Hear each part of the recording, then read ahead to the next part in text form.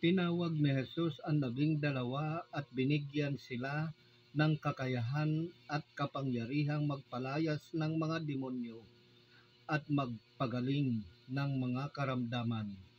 Sinugo niya sila upang ipahayag ang paghahari ng Diyos at magpagaling ng mga may sakit. Sila'y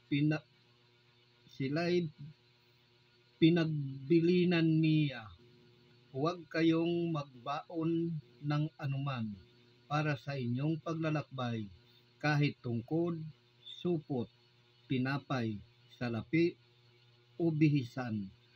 Makituloy kayo sa alinmang bahay na tumanggap sa inyo at manatili roon hanggang sa pag-alis ninyo sa bayang iyon.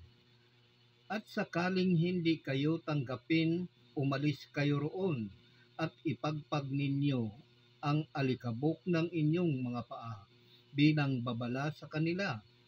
Kaya't humayo ang mga alagad at naglakbay sa mga nayon na ipinangangaral ang mabuting balita at nagpapagaling ng mga may sakit sa lahat ng dako.